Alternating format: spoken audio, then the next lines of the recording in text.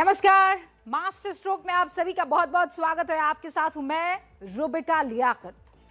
Master stroke में आज विश्लेषण होगा कृषि कानूनों की वापसी का। प्रधानमंत्री नरेंद्र मोदी ने आज सुबह देश के नाम 19 मिनट का एक भावुक और सधा हुआ संदेश दिया, जिसमें कृषि कानूनों की वापसी का ऐलान हुआ। पीएम मोदी के इस ऐलान से पूरा देश हैरान रह गया, क्योंकि प्रधानमंत्री मोदी की छवि एक ऐसे नेता की है जो कड़े और निर्णायक फैसलों के लिए जाने जाते हैं। आर्टिकल 370 से लेकर ट्रिपल तलाक, नोटबंदी जैसे कई ऐसे फैसले हैं जिन पर तमाम विरोध के बावजूद मोदी सरकार पीछे नहीं हटी। लेकिन किसान आंदोलन पर पीएम मोदी ने कदम पीछे खींच लिया। ये भी कहा कि कृषि कानून किसानों की भलाई के लिए किया गया फैसला था और उसे वापस लेने का फैसला देश हित में किया गया है, क्योंकि उनकी सरकार कुछ किसानों को समझाने में नाकाम रही। सवाल यह है कि रिकॉर्ड तोड़ बहुमत वाली सरकार और मोदी जैसा जनता से कनेक्ट रखने वाला मुखिया किसानों को क्यों नहीं समझा सका? क्यों? इसी पर आधारित आज की कवर स्टोरी मास्टर स्ट्रोक की।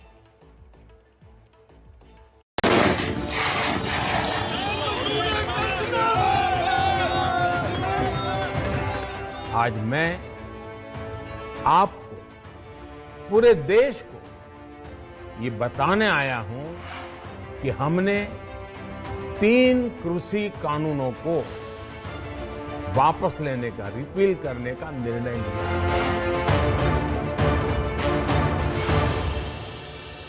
मंथन हुआ। 19 नवंबर की सुबह 9 बजे प्रधानमंत्री नरेंद्र मोदी के इन 19 शब्दों की गूंज देश भर में कुछ यूं सुनाई दी।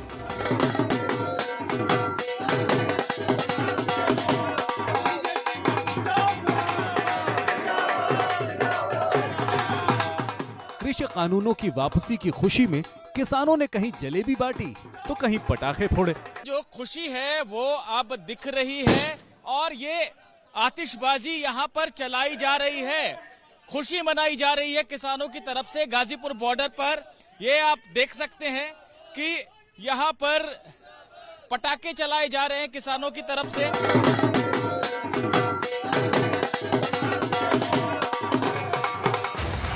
ये नजारा किसान आंदोलन का केंद्र दिल्ली के गाजीपुर बॉर्डर का था। आंदोलन का दूसरा सबसे बड़ा ठिकाना दिल्ली का सिंघू बॉर्डर है। यहाँ युवा किसानों के जश्न का नजारा दिखा। सिंघू बॉर्डर पर जश्न का माहौल है, किसान खुशियां मना रहे हैं। खासतौर पे उत्साह है युवा किसानों में। सिंघू बॉर्डर पर साल भर से आंदोलन चल रहा है कृषि कानूनों को रद्द करने की मांग को लेकर, और देख सकते हैं आप ट्रैक्टर पर ही युवा किसान जो है वो नाच गा रहे हैं। कृषि कानूनों की वापसी का जश्न देश के अलग अलग हिस्सों में भी कुछ इसी तरह नजर आया। पंजाब से लेकर पीलीभीत तक और मध्य प्रदेश से लेकर महाराष्ट्र तक किसानों ने जश्न मनाया। कृषि कानूनों से नाराज किसानों के तबके ने इसे अपनी जीत करार दिया। यह हमारे किसान भाइयों की एक बहुत बड़ी जीत हुई है। बहुत खुशी हुई, बहुत ज्यादा। किसानों को गुरुपर्व का तोहफा मिल गया। हम जो लड़ाई लड़ रहे थे, अभी हमें उसकी और हिम्मत मिल रही है कि हाँ, हम जीतेंगे एक दिन। अभी जीत जरूर है, लेकिन पूरी जीत अभी नहीं हुई है। कृषि कानूनों की वापसी का जश्न मना रहे ये वही किसान हैं जिनके बारे में प्रधानमंत्री ने अपने संबोधन में कहा कि साफ नियत के बावजूद वो किसानों के एक तबके तक अपनी बात नहीं पहुंचा पाए। साथियों, मैं आज देशवासियों से क्षमा मांगते हुए सच्चे मन से और पवित्र हृदय से कहना चाहता हूं कि शायद हमारी तपस्या में ही कोई कमी रही होगी, जिसके कारण दिए के प्रकाश जैसा सत्य कुछ किसान भाइयों को हम समझा नहीं पाए। देश के प्रधानमंत्री का ये कहना कि कृषि कानून के फायदे सरकार किसानों के एक तबके को नहीं समझा सकी, इससे सवाल ये उठता है कि कानूनों में ऐसा क्या था जो सरकार ने पूरी ताकत और समय लगाने के बाद भी समझाने में नाकाम रही, वो भी ऐसे नेतृत्व के मौजूद होते हुए जिसे भारतीय राजनीति में संवाद का एक्सपर्ट माना जाता है।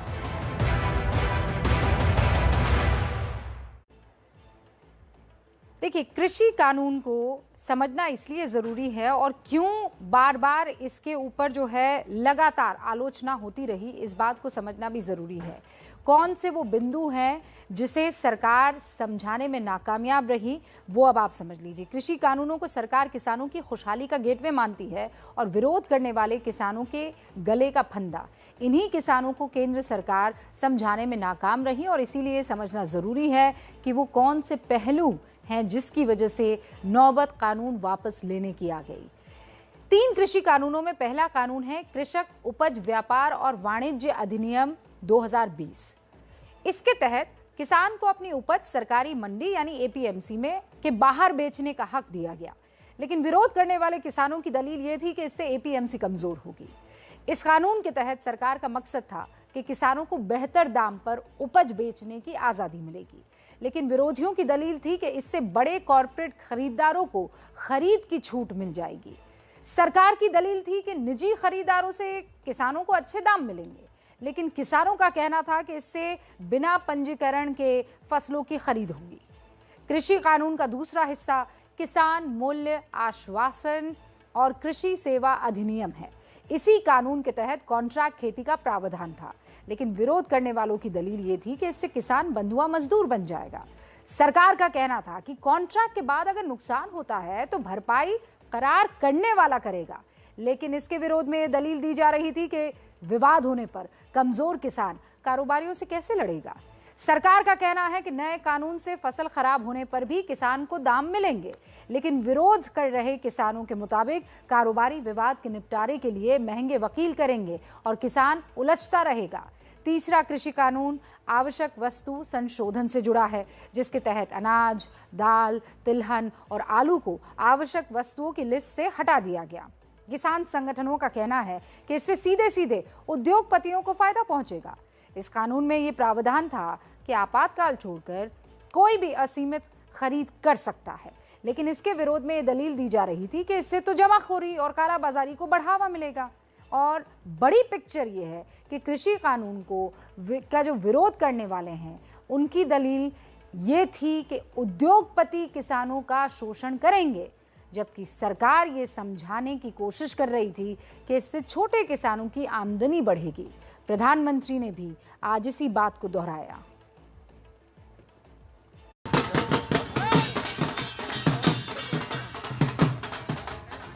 देश में 3 कृषि कानून लाए गए थे। मकसद ये था कि देश के किसानों को, खासकर छोटे किसानों को और ताकत मिले, उन्हें अपनी उपज की सही कीमत और उपज बेचने के लिए ज्यादा से ज्यादा विकल्प मिले। बरसों से ये मांग देश के किसान, देश के कृषि विशेषज्ञ, देश के कृषि अर्थशास्त्री, देश के किसान संगठन लगातार कर रहे थे। प्रधानमंत्री मोदी के मुताबिक सरकार कृषि कानूनों की इसी मंशा को कुछ किसानों तक नहीं पहुंचा सकी, और सच यही है कि कृषि कानून पर ना तो किसानों में एक राय बन सकी और न ही एक्सपर्ट्स इसे लेकर एक मत हुए। कि किसानों के हित में कुछ सुधार किए गए थे, लेकिन आंदोलनकारी किसानों के दबाव के सामने सरकार झुक गई है, घुटने टेके हैं और ये कानून वापस लिए गए हैं। बहुत ही किसानों के लिए हानिकारक बात हुई है। जो 85% जो हमारे छोटे और मझौले किसान हैं वो मार्केट को डील नहीं कर सकते हैं, और ये जो कृषि कानून थे ये सिर्फ मार्केट को आगे बढ़ावा देने वाले थे। तो मार्केट में जो छोटा होता है, जिसके पास पूंजी कम होती है, वो उससे मार्केट से कोप नहीं कर पाता है। इसलिए मेरा मानना है कि जो सुधार चाहिए वो ये सुधार नहीं चाहिए थे, कृषि में कुछ और सुधार चाहिए थे। लेकिन इसे लेकर कोई कंफ्यूजन नहीं है कि देश में कृषि सुधारों की सख्त जरूरत है, और ये जरूरत क्यों है पीएम मोदी ने आज ये भी बताया। इस सच्चाई से बहुत लोग अनजान है कि देश के 100 में से 80 किसान छोटे किसान हैं। उनके पास 2 हेक्टेयर से भी कम जमीन है। आप कल्पना कर सकते हैं, इन छोटे किसानों की संख्या 10 करोड़ से भी ज्यादा है। पीढ़ी दर पीढ़ी परिवारों में होने वाला बंटवारा इस जमीन को और छोटा कर रहा है।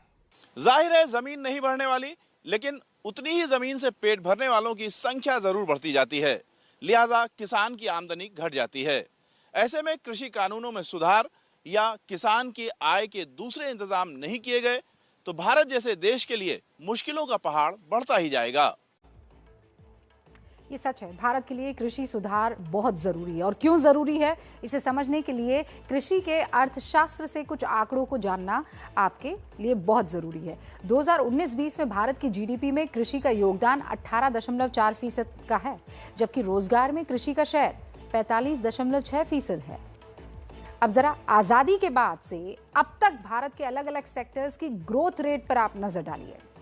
1951 से लेकर आप देखिए 52 तक, 51-52 से लेकर 2016-17 तक इंडस्ट्री सेक्टर में भारत की ग्रोथ रेट जो है वो 6.1% रही। सर्विस सेक्टर को अगर आप देखें तो ये ग्रोथ जो है 6.2% की दर्ज हुई। लेकिन कृषि में ग्रोथ रेट जो है वो देखिए आप 2.9% ही रही है। आंकड़ों से ये साफ है कि आज भी देश के रोजगार में आधा हिस्सा कृषि का है, लेकिन इसकी ग्रोथ देखिए आप, ग्रोथ रेट जो है वो सर्विस और इंडस्ट्री सेक्टर के मुकाबले आधे से भी कम है। ऐसे में अगर कृषि सुधार ना हुए तो देश एक गंभीर समस्या की तरफ बढ़ चलेगा।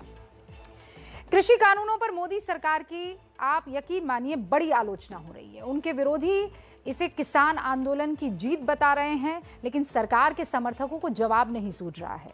बीजेपी की सरकारों के मंत्री और सांसद मीडिया के सामने आ गए, लेकिन पार्टी की तरफ से इन कानूनों की वापसी के बाद कोई आधिकारिक प्रेस कॉन्फ्रेंस नहीं हुई। किसी को भी मोदी सरकार से ऐसी उम्मीद नहीं थी। प्रधानमंत्री नरेंद्र मोदी एक मजबूत सरकार के मुखिया माने जाते हैं। 300 सांसदों के साथ बीजेपी पूर्ण बहुमत की मजबूत सरकार चला रही है। तो फिर ऐसी मजबूत पार्टी और सरकार की क्या मजबूरी थी कि वो किसान आंदोलन के सामने झुक गई? क्योंकि इससे पहले बीजेपी ने बड़े बड़े फैसले लिए, लेकिन मोदी कभी नहीं झुके। तो फिर इस बार ऐसा क्या हुआ?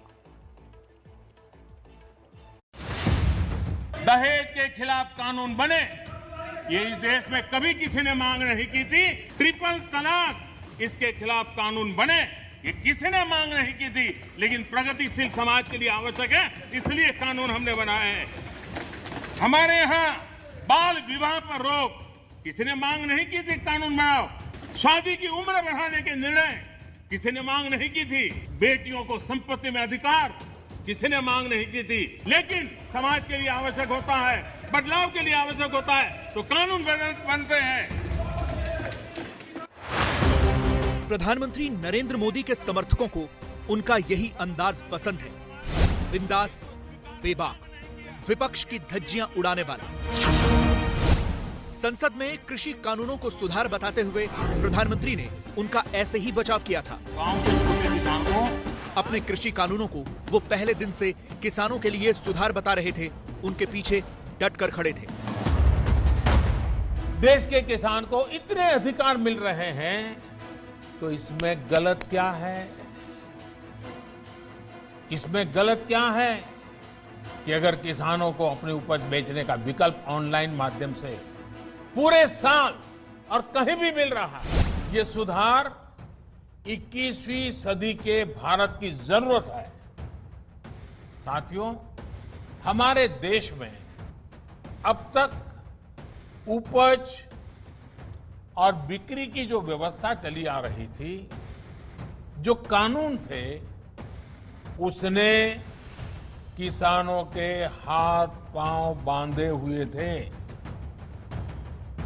इन कानूनों की आड़ में देश में ऐसे ताकतवर गिरोह पैदा हो गए थे जो किसानों की मजबूरी का फायदा उठा रहे थे। आखिर ये कब तक चलता रहता? हम सब इस बातों से परिचित, जो ठहरा हुआ पानी होता है वो बीमारी पैदा करता है, बहता हुआ पानी है जो जीवन को भर देता है, उमंग से भर देता है। लेकिन अब तीनों कृषि कानूनों को वापस लेने के बाद सवाल ये पैदा होता है कि क्या कृषि सुधारों की अब जरूरत नहीं है? क्या कृषि व्यवस्था में बदलाव अब जरूरी नहीं है? क्या अब कृषि सुधारों की कोई बात नहीं होगी? असल में प्रधानमंत्री नरेंद्र मोदी का राजनीति का बेबाक और बोल्ड अंदाज ही उनकी यूएसपी है। नरेंद्र मोदी ने प्रधानमंत्रित्व काल में कई ऐसे फैसले लिए जिनका जमकर विरोध हुआ और उन्हें वापस लेने के लिए भी कहा गया, लेकिन प्रधानमंत्री नरेंद्र मोदी ने ऐसा कोई कदम नहीं उठाया। कृषि सुधारों को वापस लेने के बाद इसलिए अब ये सवाल उठ रहे हैं कि ऐसी कौन सी मजबूरी थी जिसके तहत कृषि सुधारों को लागू करने के बाद उससे एक कदम पीछे खींचने पड़े। प्रधानमंत्री नरेंद्र मोदी ने प्रधानमंत्री बनने के बाद बहुत से बड़े फैसले किए। हर फैसले पर राजनीति हुई, दबाव भी बना, लेकिन वो डिगे नहीं। जैसे नोटबंदी जैसा बड़ा फैसला किया जिसका खूब विरोध हुआ, देश में हंगामा हुआ, प्रदर्शन हुआ, विपक्ष का दबाव पड़ा, लेकिन सरकार ने फैसला वापस नहीं लिया। इसी तरह से सरकार ने जीएसटी लागू करके एक बड़ा टैक्स रिफॉर्म किया।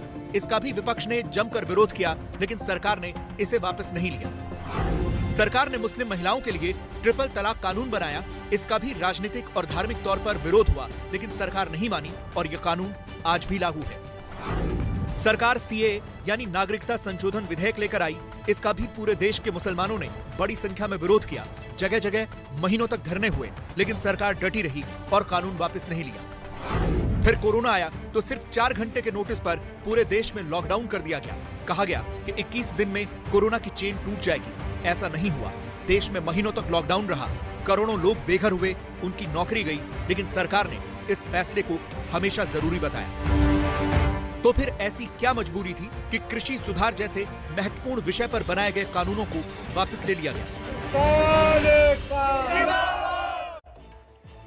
इसे चुनावी मजबूरी कहा जा रहा है। बीजेपी के अंदर बैठे लोग इस बात से इनकार कर रहे हैं, लेकिन एक बात तो तय है कि प्रधानमंत्री नरेंद्र मोदी और उनकी सरकार का समर्थन करने वालों को ये फैसला पसंद नहीं आया है। नरेंद्र मोदी स्टाइल की जो राजनीति हो रही थी अब तक, और उस राजनीति में जो भरोसा जता रहे थे, उनको ये उम्मीद थी कि प्रधानमंत्री इस फैसले पर टिके रहेंगे, कृषि कानूनों को कृषि सुधार बताते रहेंगे, लेकिन उन्होंने अपने कदम पीछे खींचे। दोनों बातें तो अब सच नहीं हो सकती। कृषि कानूनों को लागू करते वक्त ये कहा जा रहा था कि ये किसानों के हित में है। अब उन्हें हटाते हुए भी अगर यही कहा जाए तो कैसे माना जाए? या तो आप पहले गलत थे या फिर अब गलत है। मैं आज देशवासियों से क्षमा मांगते हुए सच्चे मन से और पवित्र हृदय से कहना चाहता हूं कि शायद दिए के प्रकाश जैसा सत्य कुछ किसान भाइयों को हम समझा नहीं पाए। हमने 3 कृषि कानूनों को वापस लेने का, रिपील करने का निर्णय लिया है। प्रधानमंत्री नरेंद्र मोदी का ये रूप उनके कई समर्थकों को कमजोरी की निशानी भी लगा है। इतने बड़े फैसले पर इतने दिनों के बाद यू टर्न लेते हुए मोदी सरकार पहली बार दिखी है। प्रधानमंत्री मोदी भी यही कह रहे थे कि वो किसानों को नहीं समझा पाए और उनके कृषि मंत्री भी यही कह रहे हैं। मुझे दुख है कि इन कानूनों का लाभ हम देश के कुछ किसानों को समझाने में सफल नहीं हो पाए। कुछ किसानों को इन कानूनों में आपत्ति दिखाई देती थी। यद्यपि तर्क के साथ हम लोगों ने चर्चा का रास्ता अपनाया, उनको समझाने की कोशिश की, लेकिन फिर भी हम सफल नहीं हुए। अब बहस इस बात पर हो रही है कि क्या कानून सही थे, बस सरकार समझा नहीं पाई, या फिर कानून में ही कोई खामी थी, इसलिए किसानों ने सरकार का कोई तर्क नहीं सुना। लेकिन क्या कृषि कानूनों में सुधार का भारत ने एक बहुत बड़ा मौका गंवा दिया? कृषि कानूनों पर सुप्रीम कोर्ट की गठित कमेटी के सदस्य हैं अनिल घड़मट, जो ये सवाल उठा रहे हैं कि क्या किसी में भी कृषि सुधारों को लागू करने की हिम्मत नहीं है। ये बहुत ही दुर्भाग्यपूर्ण बात है कि किसानों के हित में कुछ सुधार किए गए थे, लेकिन आंदोलनकारी किसानों के दबाव के सामने सरकार झुक गई है। किसानों के लिए हानिकारक बात हुई है। लाखों किसान इन पुराने कानूनों के वजह से आत्महत्या कर रहे हैं, और अब ये कानून वापस लिए गए तो किसी भी पार्टी की सरकार सत्ता में आती है तो अगले 50 साल तक कोई भी कृषि कानून में सुधार करने की हिम्मत नहीं करेगा। ऐसी राय सिर्फ एक ही कृषि विशेषज्ञ की नहीं है। ये विजय सरदाना हैं, जाने माने अर्थशास्त्री। वो भी इसे दुर्भाग्यपूर्ण बता रहे हैं। उनका कहना है कि सरकार के इस फैसले से फायदा कम और नुकसान ज्यादा होगा। जिस तरह से तीनों कानूनों को वापस लिया गया है, निश्चित रूप से इससे जो भारत के खिलाफ शक्तियां हैं उसका मनोबल बढ़ेगा। और क्या सरकार अब तीनों कानून वापस होने के बाद किस तरह से इस आंदोलन के जरिए जो दिल्ली का घेराव हुआ है इसको हटाएगी? मुझे नहीं लगता कि अगले 10 साल तक कोई भी पॉलिटिकल पार्टी हिम्मत कर पाएगी किसी भी एग्रीकल्चर रिफॉर्म को लाने की, चाहे वो केंद्र में हो या राज्य में हो। लेकिन इस मामले पर अर्थशास्त्री भी बटे हुए हैं। प्रोफेसर विजय सरदाना और अनिल घनवट जैसे विशेषज्ञों को ये दुर्भाग्यपूर्ण लग रहा है, लेकिन कुछ विशेषज्ञ ऐसे भी हैं जो इसे सही कदम बता रहे हैं। उनका कहना है कि ये सुधार थे ही नहीं, बल्कि ये कॉर्पोरेट को बढ़ावा देने वाले बिल थे। जो सुधार चाहिए वो ये सुधार नहीं चाहिए थे कृषि में, कुछ और सुधार चाहिए थे जिससे कि जो गरीब किसान है, छोटा किसान है, तो उसकी सुधार हो सके। ये जो सुधार जो बात इन 3 बिलों में की गई है, ये वो कॉर्पोरेट सेक्टर को बढ़ावा देने के लिए किए गए। तो इससे मेरा मानना है कि जो प्रधानमंत्री जी ने किया है वो सही किया है। मेरा मानना है कि सरकार को पहले ही ये जान लेना चाहिए था, मान जाना चाहिए था कि जिसको वो रिफॉर्म कह रहे हैं वो एक्चुअली रिफॉर्म नहीं थे। और लेकिन सरकारें और सरकार के जो पॉलिसी मेकर्स हमारे जो सरकार में बैठते हैं, उनका जो है इतना कॉर्पोरेट का दबाव रहता है कि उनको उसके आगे कुछ नजर ही नहीं आता है। देखिए, विपक्ष का आरोप है कि सरकार का फैसला चुनाव को देखते हुए लिया गया। सरकार के फैसले और वोट का गुणागणित आपको देखना चाहिए। तो कृषि कानून को वापस लेना मोदी सरकार का मास्टर स्ट्रोक है या फिर चुनावी मजबूरी? इसका जवाब हर कोई अपना नफा नुकसान देखकर दे रहा है। विपक्षी दल कह रहे हैं कि आने वाले दिनों में कई राज्यों में चुनाव है और चुनाव के हार के डर से केंद्र सरकार ने सरेंडर किया है। किसान इस बात को लेकर खुश है कि सरकार ने 14 महीने बाद आखिरकार उनके सामने घुटने टेक दिए। उधर बीजेपी को उम्मीद बंधी है कि इस फैसले के बाद किसानों की नाराजगी खत्म हो जाएगी, लेकिन फिलहाल किसान इस लड़ाई को खत्म करने के मूड में नहीं है। दिल्ली से सटे बॉर्डर्स पर किसान इसे जश्न के तौर पर मना रहे हैं। एक तो आज गुरु पर्व है, इसी दिन कृषि कानून की वापसी के ऐलान ने किसानों की खुशी को दोगुना कर दिया है। गाजीपुर बॉर्डर की तस्वीरें इस वक्त आप देख रहे हैं, जिसमें यहाँ किसानों ने कैंडल जलाकर अपनी दोहरी खुशी जाहिर की है। यहाँ आतिशबाजी भी हुई है। इसके अलावा पंजाब में किसानों ने अपनी जीत का जश्न मनाया है। मास्टर स्ट्रोक की इस रिपोर्ट में इन तमाम तस्वीरों के साथ हम आपको अब ये बताने जा रहे हैं कि किसानों के आगे का प्लान क्या है।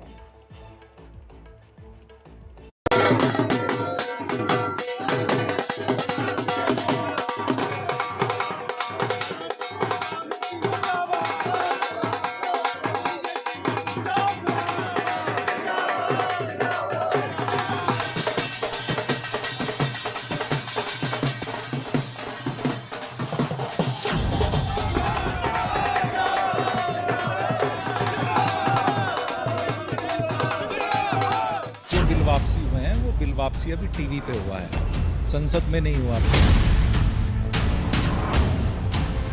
बस ये बना था कानून, जब वो कागज में रद्द होगा उस दिन माना जाएगा वापस हो गया। हमारी मांगे तो जो कि तू अभी बनी हुई है, जो एमएसपी को लेके है, जो हमारे इतने किसान शहीद हो गए हैं, जो अभी तक हम लोगों ने खोया है, वो हमें मिला नहीं है। प्रधानमंत्री ने तो बहुत कुछ बोला था, 15 लाख का भी बोला था, आपको मिल गया? केवल एक पॉलिटिकल एजेंडा यूपी पंजाब आपसे खिसकता दिख रहा था।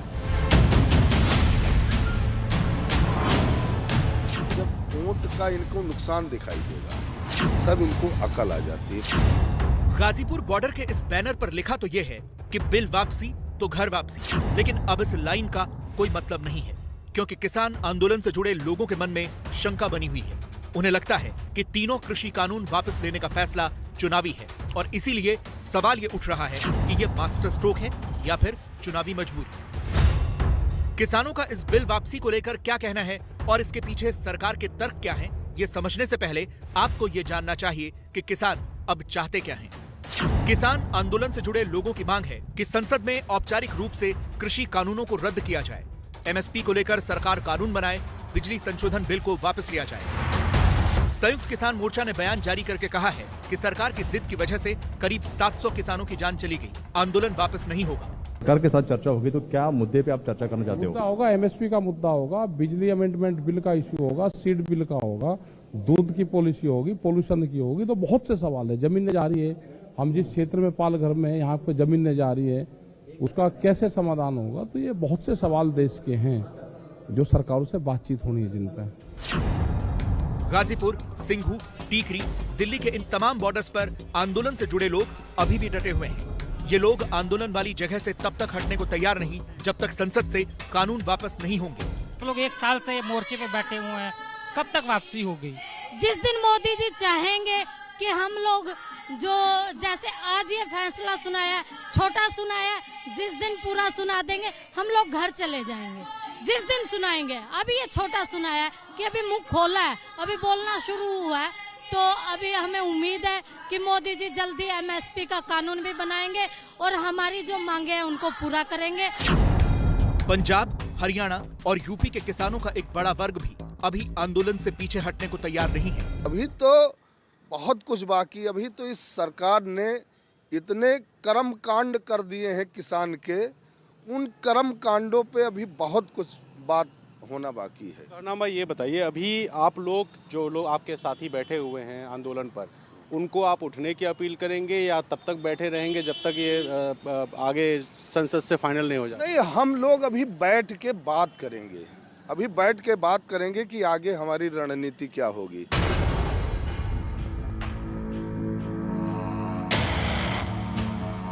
संयुक्त किसान मोर्चा की आगे की रणनीति क्या होगी, इसे लेकर संयुक्त किसान मोर्चा की 9 सदस्यों वाली कमेटी कल बैठक करेगी। पंजाब के किसान संगठन भी बैठक करेंगे। इसके बाद ही किसान मोर्चा अपनी आगे की रणनीति साफ करेगा। तो क्लियर है, किसान आंदोलन से जुड़े लोग घर लौटने को तैयार नहीं है। उधर दूसरी तरफ इसे लेकर सियासत जोरों पर है। तमाम विपक्षी दल बार बार यही दोहरा रहे हैं कि सरकार को घुटने टेकने पड़े हैं, क्योंकि यूपी और पंजाब में आने वाले दिनों में चुनाव होने हैं। लेकिन सरकार के मंत्री इसे पीएम मोदी की स्टेट्समैनशिप बता रहे हैं।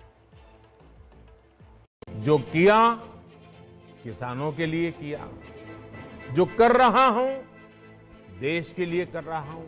आज मैं आपको विश्वास दिलाता हूं कि अब और ज्यादा मेहनत करूंगा ताकि आपके सपने साकार हो सके। कृषि कानून की वापसी के ऐलान के बाद अमित शाह ने सबसे पहले जो 2 ट्वीट किए, उसमें शाह ने इस फैसले को इसे पीएम मोदी की स्टेट्समैनशिप बताया। लेकिन उनके विरोधियों ने इसे यूपी और पंजाब के चुनाव से जोड़कर सामने रखा। सबसे पहले यूपी के 3 प्रमुख विरोधी दलों के नेताओं को सुनिए। उत्तर प्रदेश का चुनाव और अन्य प्रदेशों के चुनाव को देखते हुए, नाराजगी को देखते हुए इनकी कोशिश है कि जनता में ये संदेश जाए कि उनके कानून जो काले हैं वो वापस ले रहे हैं, केवल वोट के लिए और चुनाव की वजह से वापस ले रहे हैं। फायदा नहीं मिलेगा बीजेपी को? क्या फायदा मिलेगा? जनता जागरूक है, जानती है, सड़कों पे थी। वो आज माफी मांग रहे हैं जब 600-700 किसान शहीद हो चुके हैं। क्यों मांग रहे हैं?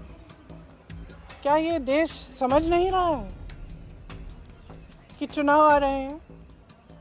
उनको लग रहा होगा परिस्थितियां ठीक नहीं हैं। विधानसभा के चुनाव जो हैं उनका सर्वे आया है, उसमें उनको दिख रहा है कि परिस्थितियां ठीक नहीं हैं। तो अब चुनाव से पहले वो माफ़ी मांगने आ गए हैं। केंद्र सरकार ने उन विवादित कानूनों को अति देर से वापस लेने की घोषणा की, जबकि यही फैसला बहुत पहले ले लेना चाहिए था केंद्र की सरकार को। अखिलेश यादव आज जब प्रेस कॉन्फ्रेंस करने आए तो जिस कुर्सी पर उन्हें बैठना था उसके पीछे लिखा था, साफ नहीं है इनका दिल, चुनाव के बाद फिर लाएंगे बिल। विरोधी दल इसे मोदी सरकार की हार बता रहे हैं।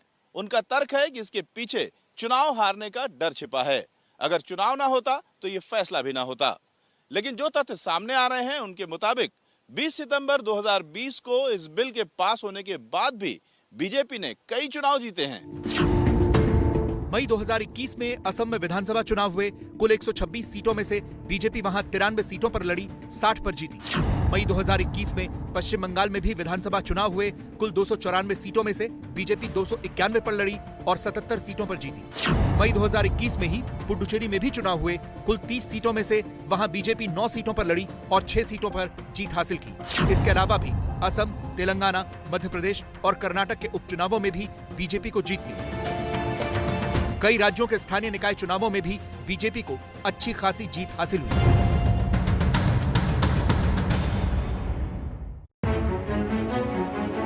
लेकिन इन तमाम आंकड़ों के बावजूद सूत्र ये भी कहते हैं कि पश्चिमी उत्तर प्रदेश में बीजेपी को हालात कठिन दिख रहे थे। यहां जाट सिख लामबंदी ने बीजेपी के लिए मुश्किल खड़ी कर दी थी। सूत्र कहते हैं कि पिछले दिनों बीजेपी की किसान यात्रा से पार्टी को जो इनपुट्स मिले थे वो सकारात्मक नहीं थे। इसीलिए इन तमाम इनपुट्स के बाद सरकार में करीब 1.5 महीने पहले से उच्च स्तर पर कृषि कानूनों को वापस लेने की सहमति बननी शुरू हो गई थी। केंद्र का रास्ता यूपी से होकर ही जाता है। सबसे ज्यादा लोकसभा सीटों वाले इस राज्य में थोड़ा नुकसान का मतलब होता है दिल्ली की राह मुश्किल हो जाना। माना जा रहा है कि इसलिए बीजेपी कोई खतरा मोल नहीं लेना चाहती थी। बीजेपी को उम्मीद है कि इससे चुनाव में उसे फायदा होगा, लेकिन विरोधी दावा कर रहे हैं कि बीजेपी को कोई फायदा नहीं होगा। मतलब इस चीज को देख रही कौन लोग खुल के लगातार किसानों का पक्ष पिछले 1 साल में ले रहे थे, लेकिन ये संभव नहीं। अब जो विश्लेषक ये कहेंगे अगर कि इससे बहुत बड़ा फायदा बीजेपी को मिलने वाला है, यही पूछने जा रहा था जी। पहले आप चोटिल करोगे, फिर घाव पे पट्टी लगाओगे और कहोगे देखो कितना अच्छा काम कर दिया, संभव नहीं है। अपनी जमीन को बचाने के लिए हालत मजबूरी में प्रधानमंत्री ने अपने ईगो को बोलते ना, अपने प्राइड को उन्होंने स्वॉलो करके इस कानून को वापस लिया है। ये पहले दिन से अनकॉन्स्टिट्यूशनल कानून रहा है और अगर ये कानून नहीं बनता तो प्रधानमंत्री 700 किसानों की जान नहीं देना पड़ता उन लोगों को। विपक्ष हर चीज को चुनावी दृष्टि से देखती है और दृष्टि से जो उसकी वो है उसमें विभिन्न प्रकार के रूप भी धारण कर लेती है और किसी चीज को दुष्प्रचारित करने के लिए वो कोई भी कसर छोड़ती नहीं है। और मैं समझता हूँ कि उसमें विकास के नाम पर कोई वो मुद्दा उनके पास में है नहीं। जो लोग इसे सिर्फ पंजाब के विधानसभा चुनाव से जोड़कर देख रहे हैं, उन्हें ये समझ लेना चाहिए कि पंजाब में वैसे भी बीजेपी फिलहाल 4थे नंबर की पार्टी है। उसे वहां आने वाले वक्त में सत्ता हासिल करनी है और इसके संकेत कैप्टन अमरिंदर सिंह ने भी दे दिए हैं। आज से मैं तो 3 महीने से कह रहा हूँ कि हम जब मैंने कहा था पहला है किसानों का मसला, उसके बाद हम आपके साथ सीट एडजस्टमेंट करेंगे। जो आपने कहा था आपको लगता है कि प्राइम मिनिस्टर ने अब पूरा कर दिया है और अभी आगे का रास्ता इससे ज़्यादा और क्या करें? ये तो जो तीनों बिल थे, तीनों बिल विड्रॉ कर लिए, तो इससे ज़्यादा क्या कर सकते हैं? कैप्टन ये संदेश देना चाहते हैं कि इस फैसले के पीछे उनकी कोशिश है, लेकिन उनके विरोधियों की पूरी कोशिश है कि इसका क्रेडिट कैप्टन न ले जाए। इसलिए उनसे 36 का आंकड़ा रखने वाले नवजोत सिंह सिद्धू और पंजाब में कैप्टन के विरोधी इसे अपने अपने हिसाब से परिभाषित कर रहे हैं। अमरिंदर सिंह उन्होंने भी कहा कि सीट शेयरिंग पे भी बात हो सकती है बीजेपी के साथ, क्या कहें? वो तो पहले भी बीजेपी के साथ ही थी। अगर अमरिंदर सिंह चाहते तो ये कानून और ये आंदोलन इस लेवल तक नहीं जाना चाहिए था। अगर अमरिंदर सिंह चाहते, मुख्यमंत्री थे, उन्होंने कभी भी अमित शाह से या मोदी से बात करने की कोशिश नहीं की। जब मुख्यमंत्री से पद से उतर गए तब कहते हैं मैं रिपील की बात करूंगा, ये करूंगा। तो अमरिंदर जी का चेहरा बेनकाब हो गया। ये राजनीति का हिस्सा है कि अगर बात ना मानी जाए सरकार की तरफ से या सरकार के मुखिया की तरफ से तो तानाशाह, और अगर मान ली जाए तो घुटने टेक दिए। फॉर्म पर यह पूछा कि क्या कृषि कानूनों की वापसी ने भविष्य में कृषि सुधारों के दरवाजे बंद कर दिए हैं। इसके जवाब में कू रिएक्शन ऑफ द डे के लिए हमने कू यूजर राम तपस्या सिंह को चुना है। उन्होंने लिखा है, जी नहीं, किसी कानून की वापसी या लागू होने से सुधार के दरवाजे बंद नहीं हो जाते। आप भी मास्टर स्ट्रोक की स्टोरी पर अपनी राय कू के जरिए हम तक पहुंचा सकते हैं। करना आपको बस ये है कि @ABP न्यूज़ हैंडल को फॉलो कीजिए। हम रोज़ यहाँ पर हमारा मुद्दा क्या रहने वाला है वो आप तक पहुंचा देंगे और आप उसी मुद्दे पर अपनी राय हमें भेज दीजिएगा। रात 9 बजे सबसे बेस्ट राय को, सबसे बेस्ट रिएक्शन को मास्टर स्ट्रोक में शामिल किया जाए।